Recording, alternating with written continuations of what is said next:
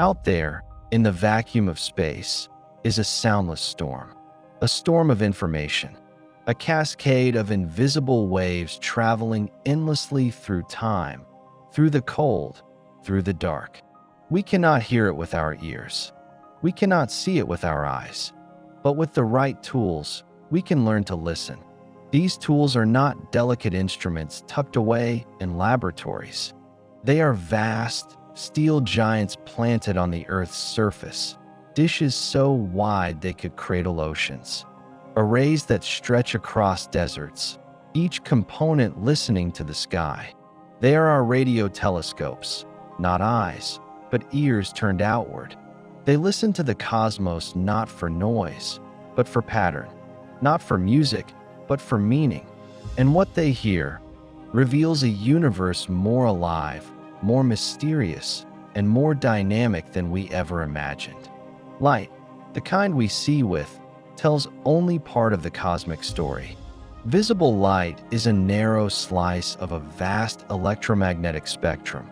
It captures stars, galaxies, nebulae, but it misses much more. Beyond what our eyes can see lie waves of a very different kind, radio waves. Long, low-frequency signals that pass silently through the dust and debris of the cosmos. Waves that travel for billions of years, unbroken, unbent. And these waves carry secrets. The glow of neutral hydrogen, the cries of pulsars, the roar of quasars, the ancient hiss of the Big Bang itself. All of it encoded in radio. Without radio astronomy, these phenomena would remain silent, invisible, unknown. It is through listening, not just seeing, that we begin to understand the true scale and structure of the universe. And to listen well, we had to build something entirely new. In 1931, Carl Jansky was trying to solve a simple problem. Working for Bell Telephone Laboratories, he was tasked with identifying sources of radio interference. He built a rotating antenna in a New Jersey field and began recording static. But something strange emerged, a consistent signal that returned every 23 hours and 56 minutes. It was coming from the heart of the Milky Way. That accidental discovery launched a new field, radio astronomy. Jansky's antenna looked nothing like a modern telescope. It was a set of wires and wheels, nicknamed Jansky's merry-go-round. But it was the first human-built object to listen to the stars. Inspired by Jansky, amateur astronomer Grote Reber built the world's first true radio dish in his backyard in 1937. 9 meters wide, it was primitive but powerful. Reber mapped the radio sky and proved that the cosmos was filled with hidden sources of radiation. It was the beginning of a new way of observing, one that would grow into a cornerstone of modern astrophysics. As the science matured, the instruments grew. Early radio telescopes gave way to behemoths. Larger dishes meant better resolution, deeper sensitivity. To hear the faintest whispers of the cosmos, we needed to go bigger, much bigger. In 1963, nestled in a limestone sinkhole in Puerto Rico, Arecibo Observatory opened. With a dish 305 meters wide, it was the largest radio telescope in the world for over half a century.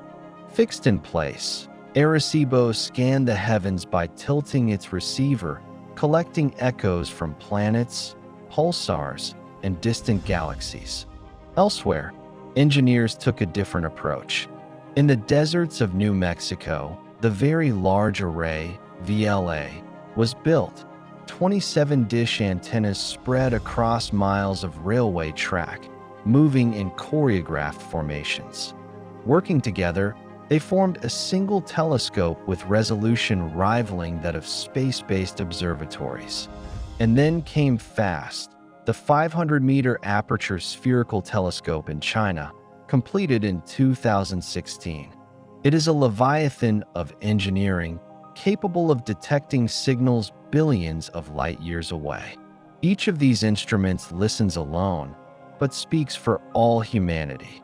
They are testaments to our desire to understand what lies beyond our world by listening patiently, powerfully, and endlessly. Radio telescopes do not capture images in the traditional sense. Instead, they record data, energy levels, frequencies, modulations. These signals are processed, transformed into maps, diagrams, and sometimes sound. What emerges is a universe in motion. Pulsars emit clockwork pulses, sometimes hundreds per second, the dying cries of neutron stars spinning like lighthouses. Quasars, powered by supermassive black holes, release radio jets that stretch for millions of light years. Hydrogen gas, the most abundant element in the universe, hums faintly at a specific frequency, 1,420 megahertz, allowing astronomers to map galaxies, trace cosmic structure, and chart the unseen skeleton of the universe. Perhaps most profoundly, radio telescopes have captured the cosmic microwave background, the ancient afterglow of the Big Bang. Faint, uniform, echoing from every direction. It is the oldest signal in existence. And without radio astronomy, we would never have known it was there. But among all the natural signals, we listen for something artificial.